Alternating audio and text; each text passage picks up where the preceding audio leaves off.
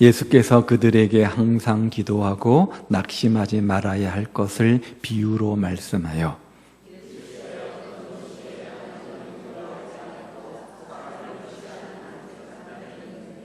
그 도시에 한 과부가 있어 자주 그에게 가서 내 원수에 대한 나의 원한을 풀어주소서 하되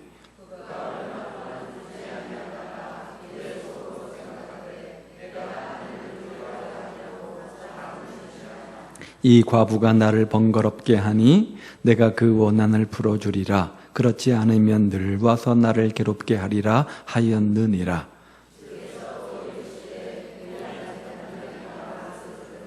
하물며 하나님께서 그 밤낮 부르짖는 택하신 자들의 원한을 풀어주지 아니하시겠느냐? 그들에게 오래 참으시겠느냐?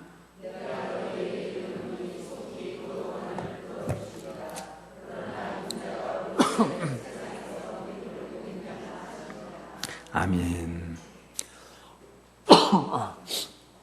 성경에 보면 하나님께서는 끊임없이 우리에게 기도를 명하십니다. 특별히 신앙생활하면서 늘 강조되고 또 강조되는 것 중에 하나가 기도 아닙니까? 끊임없이 기도할 것을 명령하시는데, 그렇다면 그 이유가 있지 않겠습니까? 왜 하나님께서는 우리들에게 그렇게 기도를 요구하시는 겁니까? 그만큼 중요한 것이기 때문에 그렇겠죠.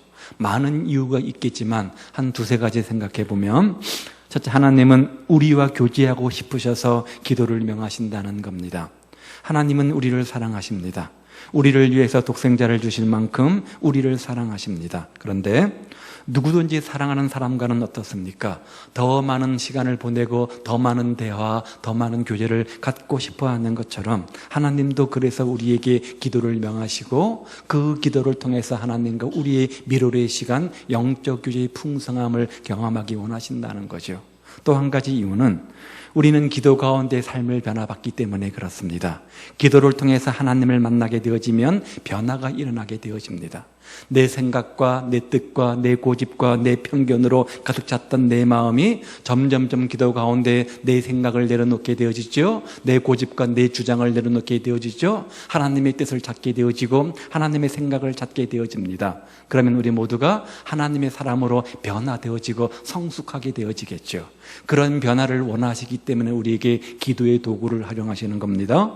또 한 가지 이유가 있다면 기도 응답을 통해서 하나님의 살아계심을 우리에게 보여주기 위한 거죠.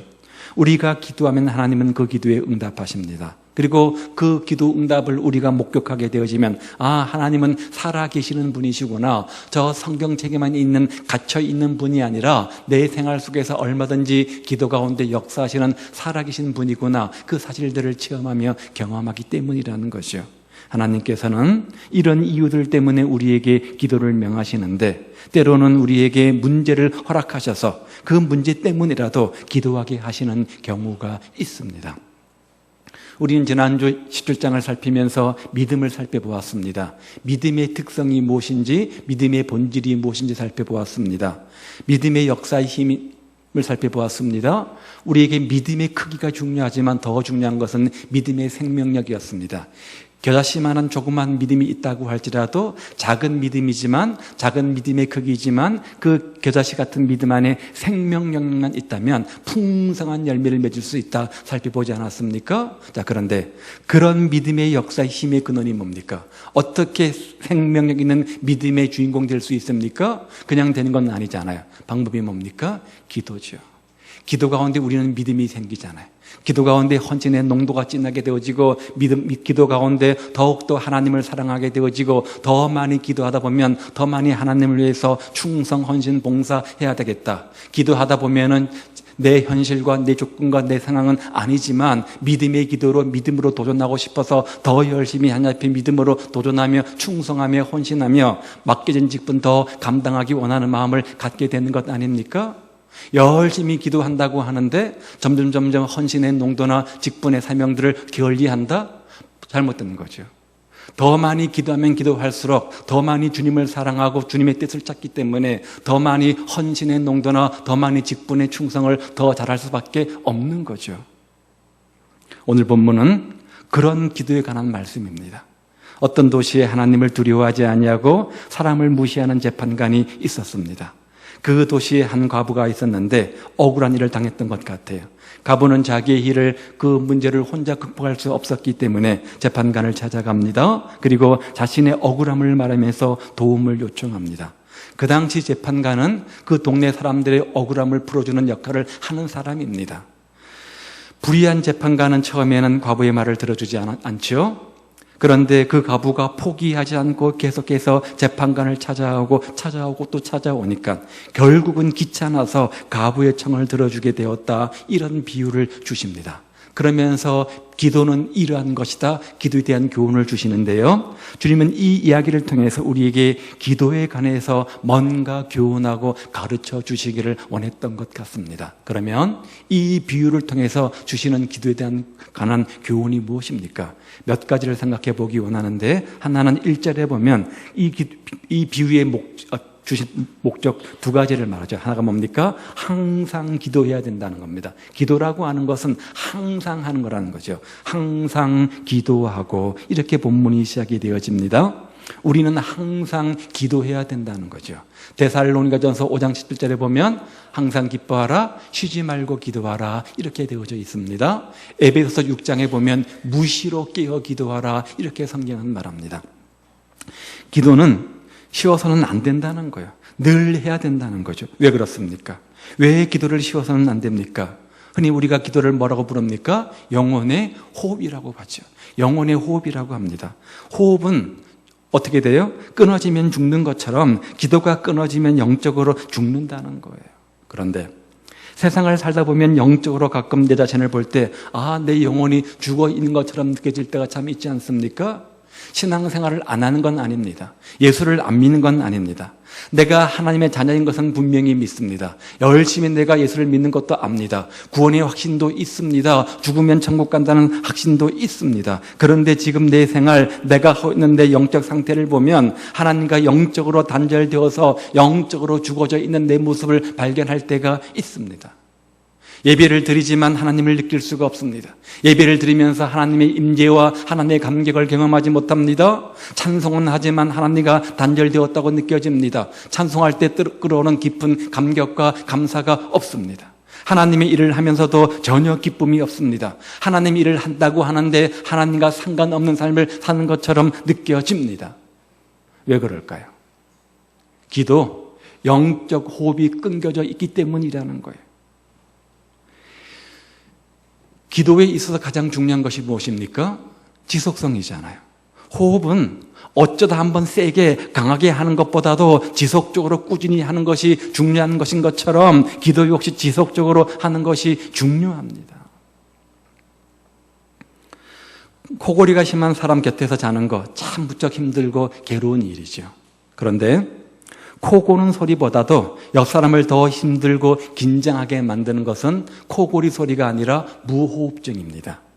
코를 골다가 갑작스럽게 멈춥니다. 그리고 몇 초간 조용하죠. 그런 무호흡증을 옆에서 지켜보면 참 긴장되기 마련 아닙니까? 10초가 지나고 20초가 지났는데도 코를 골지 않는다면 옆 사람이 불안해집니다. 혹 저러다 어떤 일이 생기지 않을까, 그런 긴장과 두려움을 갖게 되어지는 거죠. 그런데 옆 사람은 불안해서 잠을 못 자는데 정작 코 고는 사람은 어떻습니까? 아무렇지도 않잖아요. 당사자는 아무것도 모르고 잘 잡니다. 한참을 무호흡 상태로 있다가 푸하고 숨을 내쉬면 그제서야 옆 사람은 안도의 한숨을 쉬지 않습니까? 그런데 이런 코골이의 무호흡보다 더 무서운 것이 있는데 영적인 무호흡이라는 거예요. 코를 고는 당사자가 무호흡 상태를 모르는 것처럼 기도를 쉬는 사람들은 자신이 지금 영적 무호흡 상태에 빠져 있다는 것을 전혀 눈치채지를 못합니다. 알지를 못하는 겁니다. 그만큼 영적 예민감이 떨어져 있기 때문인 거죠. 그런데 옆에서 지켜보는 목회자들이나 영적으로 깨어있는 사람들은 그 사람의 상태가 보입니다. 그래서 뭐라고 잔소리해요? 자꾸만 기도해야 된다, 영적으로 깨어 있어야 된다, 영적 예민감을 가져야 된다, 그렇게 말을 하는 거죠. 여러분, 한 주간 숨을 쉬지 않고 참다가 하루 날 잡아서 숨 쉬는 사람 있습니까? 숨은 그런 게 아니잖아요. 숨은 몰아서 쉬는 것이 아니잖아요. 일상적으로 평범하게 쉬는 것 아닙니까? 마찬가지입니다. 기도라고 하는 것도 한꺼번에 왕창하는 것이 잘하는 것이 아니라는 거죠. 늘 꾸준히 일상적으로 늘 지속적으로 하는 것이 잘하는 기도고 건강한 기도 아닙니까? 기도는 항상 쉬지 말고 꾸준히 계속해서 하는 것이다. 바로 오늘 본문의 첫 번째 교훈입니다. 두 번째 교훈은요, 항상 기도하고 이어서 뭐요? 낭망하지 말아야 할 것을, 낙심에 대해서 이야기해 주고 있습니다. 낙심하지 말아야 된다는 거예요. 자, 이것은 뭘 전제로 합니까? 기도를 하다 보면, 신앙생활을 하다 보면 낙심할 일들이, 낭망할 일들이 생긴다는 거예요? 안 생긴다는 거예요? 생긴다는 거예요. 기도를 열심히 했는데 속히 응답이 없어서 기도하다가 낙심할 일들이 많이 생긴다는 거예요. 그것을 전제로 하고 있는 겁니다. 우리가 기도하면 그 즉시 그 자리에서 응답이 팍팍 눈에 보이게 오면 얼마나 좋겠습니까? 그런데 그런 경우가 많지 않잖아요. 즉시 응답이 오기보다는 기다려야 할 때가 얼마나 많이 있습니까? 그래서 사람들은 기도하다가 자주 낭망하게 되어지고 그 낭망의 결과 기도를 포기하게 되어지는데, 오늘 본문이 주는 교훈이 무엇입니까? 응답이 더디 온다고 할지라도 하나님은 반드시 응답해 주시는 분이시니까 낙심하지 말라는 겁니다. 내 생각과 주님의 생각은 달라서 주님은 주님의 생각, 주님의 때, 주님의 방법으로 응답하시기 때문에 낙심하지 말고 끝까지 기다리라는 겁니다. 반드시 응답이 있다는 겁니다. 그러면서 기도를 시작했으면 포기하지 말고 끝까지 눈에 보이는 응답이 올 때까지 해야 된다. 이것을 교훈해 주고 있는 거잖아요. 성 어거스틴의 어머니가 누구예요? 모니카 아닙니까? 이 모니카는 타락한 아들을 위해서 기도했습니다. 하지만 아들은 방탕한 생활을 멈추지 않았는데 무려 30년 동안 성 어거스틴은 방탕한 시절을 보냈다고 합니다. 결혼도 하지 않은 상태에서 사생활을 낳았습니다. 심지어 기도하는 어머니를 발로 차서 쓰러뜨리기도 했습니다. 아들이 그런 폐륜까지 저질렀지만 모니카는 결코 기도를 포기하지 않았다고 해요. 그리고 모니카가 아들을 위해서 기도한 지 30년 만에 어거스틴은 인격적으로 하나님을 만나게 되었고 우리가 알고 있는 성 어거스틴으로 변화하게 되어집니다. 어머니의 기도 응답으로 기독교 역사에 남는 위대한 신학자가 될 수 있었던 거죠. 그런 어머니의 기도 때문에 유명한 말이 생겼죠. 기도하는 자식은 망하지 않는다. 기도의 대가들은 한 번 기도를 시작하면 절대 포기하지 않는 특징을 가지고 있었다고 합니다. 기도 응답하면 떠오르는 인물이 누굽니까? 조지 밀러 아닙니까? 일생 동안 5만 번의 응답을 받았다고 하는데 그 즉시 응답되어진 것도 있지만 그 기도의 대가 조지 밀러도 모든 기도가 바로 응답된 것은 아니었다고 합니다. 오랜 기간 동안 수십 년 동안 기도의 응답이 되지 않아서 50년 동안 기도한 적도 있었다고 하는데 5명의 친구의 힘을 놓고 기도했을 때가 그렇습니다. 2명, 3명은 쉽게 예수를 믿었지만 나머지 2명은 잘 믿지 않고 그가 죽는 그 순간 죽어서까지 50년 동안의 기도가 모아져서 결국 믿게 되었던 것들을 보게 되어집니다. 기도는 낙심하지 않고 끝까지 믿음을 가지고 기도하면 반드시 언젠가는 응답한다는 겁니다. 자꾸만 우리는 조급해서 내 때, 내 생각, 내 방법으로 하나님을 재단해서 문제이지 하나님은 반드시 응답하십니다. 따라서 기도하다가 당장 응답이 없다고 해서 낭망하지 마십시오. 포기하지 말고 기도하다 보면 반드시 하나님은 응답해 주시는 분입니다. 두 번째 교훈입니다. 세 번째는요, 하나님께 기도해야 된다는 거죠. 당연한 것처럼 보이지만 진리입니다. 기도의 대상이 중요하다는 거죠. 기도에 응답할 수 없는 우상에게 기도하지 말고 기도에 응답할 수 있는 하나님께 기도하시기를 바랍니다. 유교와 샤머니즘이 강한 한국, 특별히 이것이 강하지 않습니까? 자, 본문에 나오는 과부는 재판관에게 도움을 구합니다. 유대인에게 있어 재판관이 의미하는 것은 옛날 우리나라 조선시대의 고을 사또와 똑같은 역할을 하는 사람입니다. 그 고을 사또에게는 지금의 군수나 시장과 달리 사법권, 입법권, 행정권 모든 권한이 다 주어지지 않았습니까? 그 말은 그 재판관이 해야 될 일이 뭐냐? 과부처럼 그 지역 사람 가운데 억울한 일을 당한 사람들이 와서 도움을 요청하면 그 즉시 그 문제 민원을 해결해 주는 역할을 하는 사람이 재판관임을 분명히 하는 겁니다. 따라서 이 과부는 문제를 해결받기 위해서 도움을 요청해야 될 사람이 누구인지 분명히 알았던 겁니다. 제대로 찾아간 거예요. 아무리 말해도, 아무리 도움을 요청해도 소용없는 사람에게 도움을 구한다면 그 도움이 무슨 의미가 있겠습니까?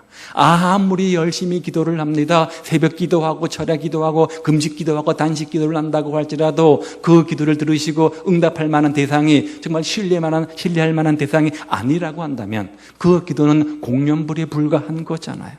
따라서 우리의 기도도 올바른 대상을 선택해야 된다는 거죠. 제가 얼마 전에 세상에 이런 일이란 TV를 봤는데 경북 어느 마을의 사람의 소원을 영험하게 맞추는 돌할매란 돌이 이제 나온 적이 있었습니다. 소원이 있는 사람들은 돌할매를 한번 들었다가 놓고 잠깐 사서 그 돌에게 자신의 소원을 비는 겁니다. 또다시 들게 되어지는데 들었을 때 가볍게 들리면 응답이 없는 것이고 무겁게 잘 안 들리면 응답이 있다. 그래서 이게 영험하다. 이제 소문이 나게 되어지는 거죠. 그런데 이 돌할매의 소문이 막 나게 되어지자 그 동네 안에 큰 분란이 생기게 되어졌습니다. 소유권의 문제인 겁니다. 많은 사람들이 앞을 다퉈서 몰려와서 그 돌을 들어보려고 합니다. 들어보고 또 1,000원 한 장 내는 것이 이제 그 관습인데요. 그렇게 1,000원씩 내다 보니까 조그만 동네에 갑작스럽게 큰 돈벌이가 생기기 시작한 겁니다. 그 돈벌이 때문에 이 돌할매의 소유가 누구냐라는 것 때문에 다툼이 일어난 거죠. 각 동네마다, 각 리마다 우리 거다 다툼이 일어나게 된 거죠. 그래서 온 동네 사람들은 저마다 돌을 지키기 위해서 경비를 서고 철장으로 울타리를 쳐놓았다고 합니다. 심지어는 돈벌이가 좋아지니까 항상 그 가짜가 짝퉁이 생기지 않습니까? 그 부근에 돌할매가 4개가 더 생겼다고 해요. 이런 것을 가지고 기가 막히다 이렇게 말하는 거죠. 돌은 뭐예요? 돌은 돌일 뿐입니다. 우리가 하나님께 기도하는 2가지 이유가 있습니다.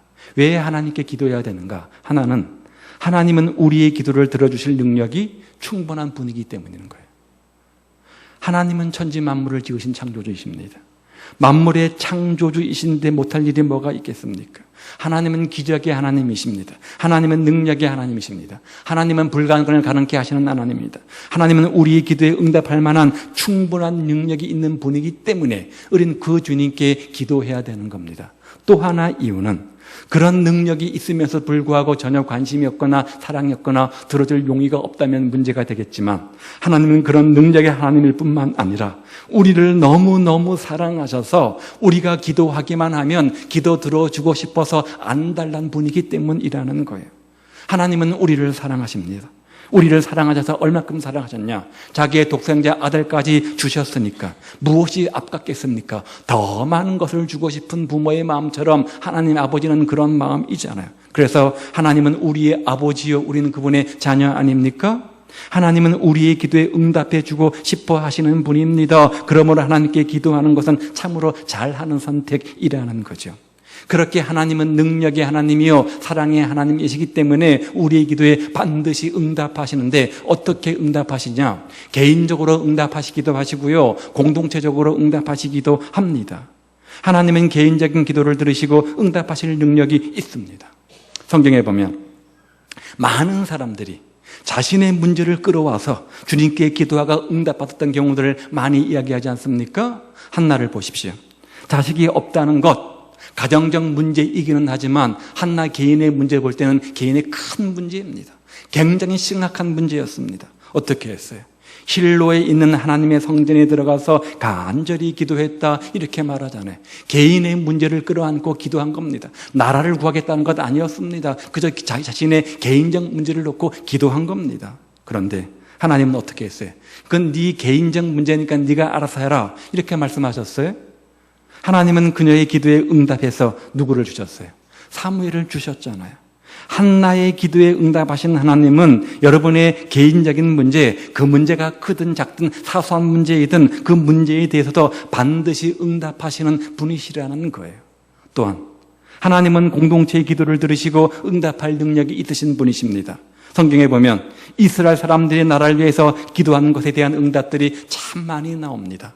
그러면 성경 곳곳에 백성들이 나라와 민족을 위해서 간절히 기도했고 그 기도에 하나님께서 이렇게 응답하셨다. 그것을 사실적으로 기록해 놓은 이유가 무엇입니까? 우리도 지금 내 가정의 문제를 끌어안고 교회 공동체의 문제를 끌어안고 이 나라 이 민족의 문제를 끌어안고 간절히 기도하면 예전에 그렇게 역사하시고 응답하신 주님께서 동일하게 응답해 주시겠다. 이것을 간접적으로 보여주는 것 아닙니까? 우리가 우리의 기도를 들으시는 분은 오직 하나님 분밖에 없다는 사실들을 기억하고 우리의 기도의 대상, 우리의 신뢰 대상 그 주님께 간절히 기도하면 그 문제가 개인적인 문제이든 아니면 공동체의 문제이든 가정과 나라의 민족의 문제이든 반드시 응답하시는 분이시다. 이것을 말씀하고 있는 겁니다.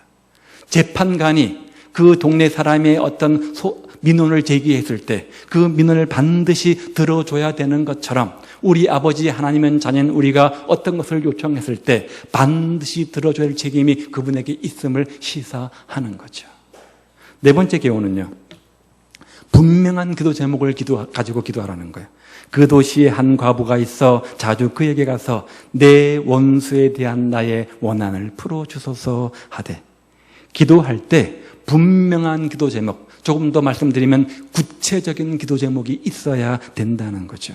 본문에 나오는 과부는 재판관에게 원하는 것이 분명했습니다. 뭡니까?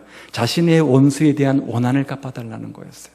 하나님, 우리 가정을 축복해 주십시오.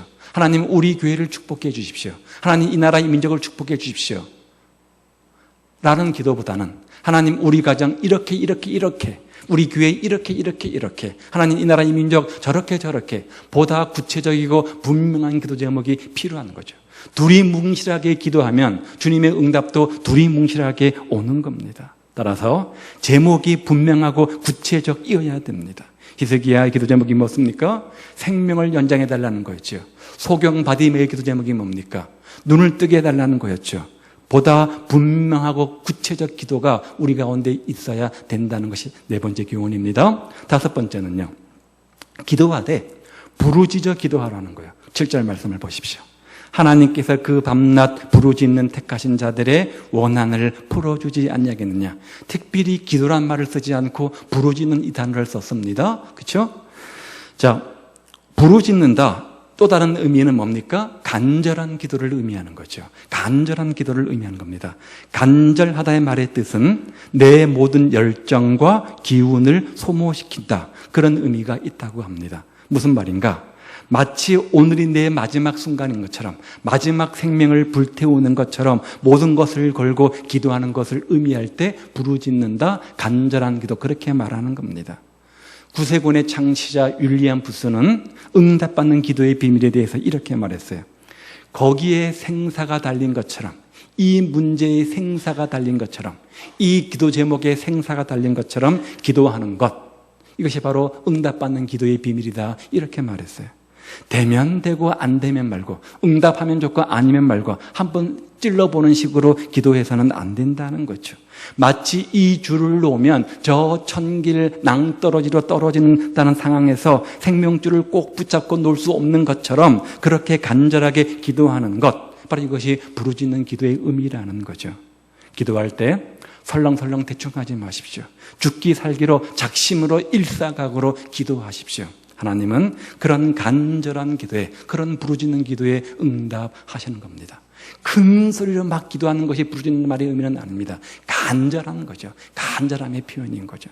마지막 하나, 여섯 번째는 8절에 보니까 믿음으로 기도해야 됩니다. 인자가 올 때의 믿음을 보겠느냐. 이 말은 주님이 재림하실 때 우리들에게 요구하시는 것이 뭐라는 거예요? 믿음이다. 그 말이지만 오늘 기도의 측면으로 볼 때 주님께서 우리의 기도에 응답하십니다. 우리 기도에 응답하시기 위해서 오실 텐데 그때 우리의 뭘 보고 응답하시겠느냐? 뭐라는 거예요? 우리의 믿음을 보고 응답하시겠다는 거예요. 화려한 미사 여구가 아닙니다. 얼마나 오랫동안 기도하느냐? 아닙니다. 얼마나 믿음을 가지고 기도하느냐? 그 믿음의 모습을 보시고 응답하시겠다, 이렇게 말씀하고 있는 거예요. 마지막 때에 일반적으로 사람들의 믿음이 약해진다고 합니다. 그 이유는 과학적 사고방식 때문이라고 하죠. 이 첨단 과학 시대, 정말 달나라까지 로켓을 쏘는 그 시대에 뭐가 미개하게 그냥 기도는 하고 있냐라고 생각하는 분들이 많이 있지만, 그러나 현실을 보십시오. 아무리 과학이 발달한다고 할지라도 그 과학으로 증명하지 못하는 일들, 그 과학으로 해결되지 못하는 일들이 한두 가지가 아니지 않습니까? 비일비재하게 초자연적 역사가 일어나는 것들을 우리가 두 눈으로 목도하게 되어집니다. 믿음의 기도의 역사인 거죠. 점점 말세가 갈수록 기도하는 사람들이 적어질 겁니다. 따라서 기도하는 사람들이 적어지죠. 그런데 믿음으로 기도하는 사람들은 더 적어지겠죠. 어느 해 비가 오지 않고 힘이 가물었습니다. 시골 교회에서는 비가 오는 것이 굉장히 큰 중요한 문제여서 기도 제목으로 삼고 열심히 교회가 기도를 했다고 합니다.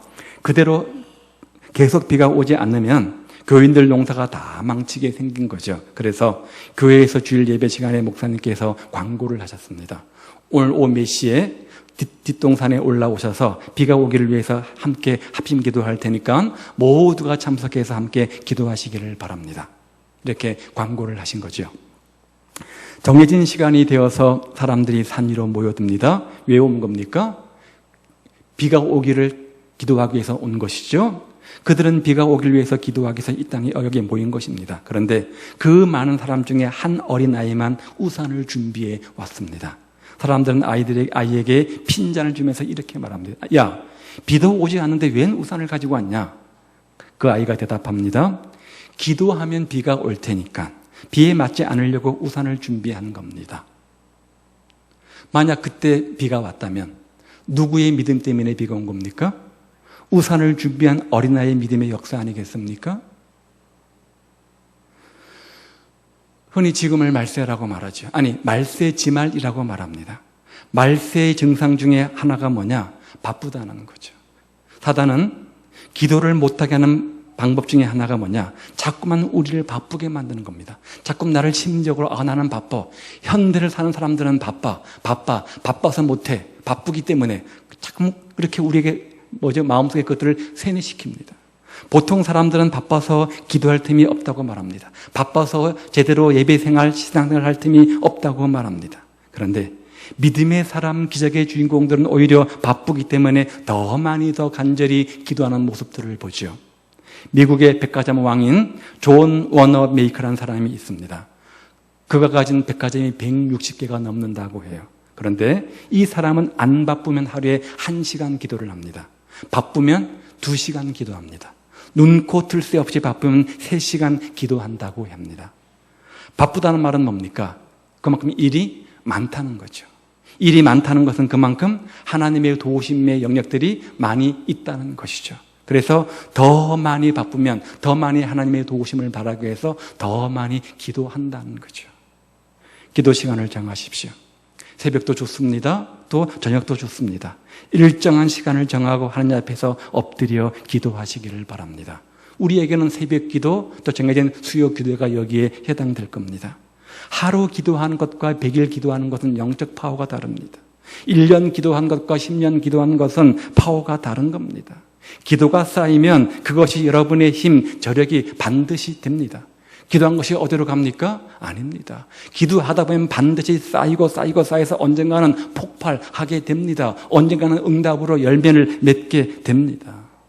여러분이 오늘 낙심하지 말고 항상 기도해야 될 여러분의 인생의 기도 제목이 무엇입니까? 사랑하는 여러분, 문제가 없는 인생이 있습니까? 걱정이 없는 인생이 있습니까? 우리는 문제가 없는 인생을 향해서 끊임없이 추구하고 도전하지만 문제가 없는 인생은 없습니다. 우리가 다 행복하게 보이지만 다 문제가 있습니다. 다 잘 되어간 것처럼 보이지만 적어도 한 가지씩은 모두가 문제가 있고 기도 제목이 있는 것, 이것이 바로 인생입니다. 나만 그런 것 아닙니다. 다 그렇습니다. 한 가지씩은 문제가 있고 다 한두 가지는 기도 제목이 있습니다. 그것이 인생입니다. 개인적인 문제가 있는가 하면 가정의 문제가 있기도 하지요. 자녀의 문제가 있기도 하고요. 직장의 문제가 있기도 하고 사업의 문제가 있기도 합니다. 영혼의 문제가 있는가 하면 육신의 문제가 있기도 합니다. 문제가 없는 인생은 단 한 사람도 없습니다. 그런데 더 큰 문제는 그 문제 앞에서 우리는 그 문제를 해결할 능력이 없다는 거죠. 하지만 기도는 할 수 있습니다. 기도는 할 수 있습니다. 왜 기도가 중요합니까? 그 기도가 그 문제를 해결하는 능력이 되기 때문입니다.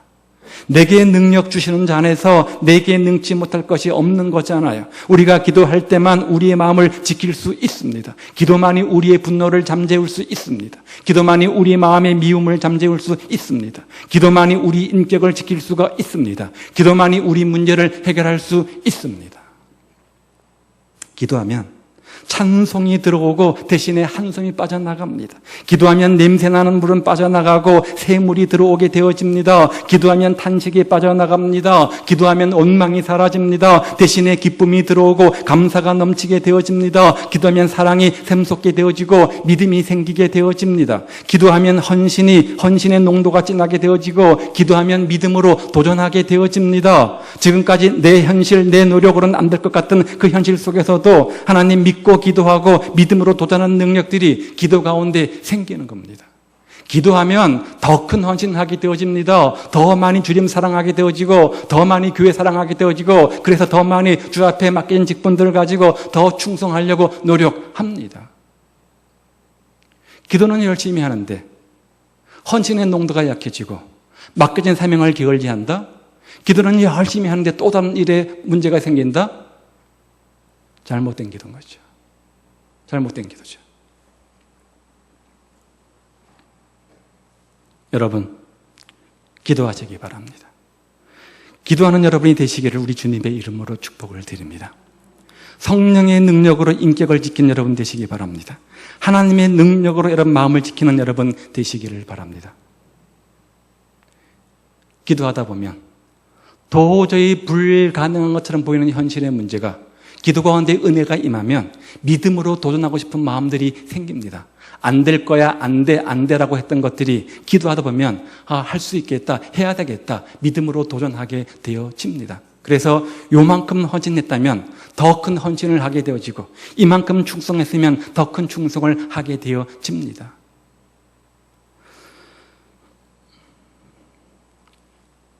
하나님은 얼마만큼 응답하십니까? 간단해요. 내가 기도하는 만큼. 내가 기도하는 만큼 응답하시는 거예요. 내가 얼만큼 주님 앞에서 변화될까요? 간단합니다. 내가 기도한 만큼 변화되는 겁니다. 과부같이 기도하십시오.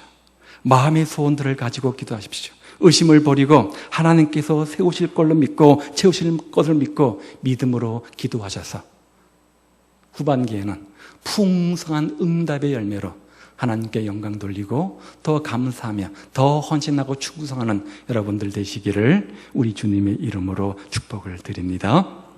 자, 오늘 주님이 이 비유를 통해서 주시는 교훈이 무엇입니까? 항상 기도해야 된다는 거예요. 항상 기도해야 된다는 거예요. 기도는 영혼의 호흡이기 때문에 늘 우리가 육신의 호흡을 하는 것처럼 영혼의 건강을 위해서 늘 우리가 무시로 기도해야 된다는 것이죠. 또요, 낙심하지 말고 기도해야 된다는 거죠. 혹 응답이 더디 온다고 할지라도 반드시 응답해 주시기 때문에 낭망치 말라는 거죠. 기도를 시작했으면 분명한 응답을 경험하기 전까지 포기하지 말고 끝까지 하라는 거예요. 세 번째는 뭡니까? 기도의 대상이 분명하다는 거죠. 우리 하나님께 의지하고 믿음으로 기도하되 분명한 기도 제목을 가지고 부르짖어 간절히 일사각오로 기도하라는 겁니다. 그리고 믿음의 기도를 드리라는 거죠. 주님은 우리 믿음을 보시고 응답하시는 분이십니다. 이제 후반기 사역들을 시작하면서 여러분 이 가을에 정말 시작되는 가을에 정말 기도를 열심히 세우셔서 기도의 재단들을 열심히 세우셔서 풍성한 열매로 응답받는 기도의 축복의 응답의 주인공들 다 되시기를 우리 주님의 이름으로 축복을 드립니다. 그리고 그 기도가 깊어가면 깊어갈수록 하나님 사랑하는 마음 더 크게 생기고 주를 위해서 헌신하고 충성하는 마음 그 삶이 더 크게 생겨서 하나님께 영광 돌리는 삶이 되시기를 우리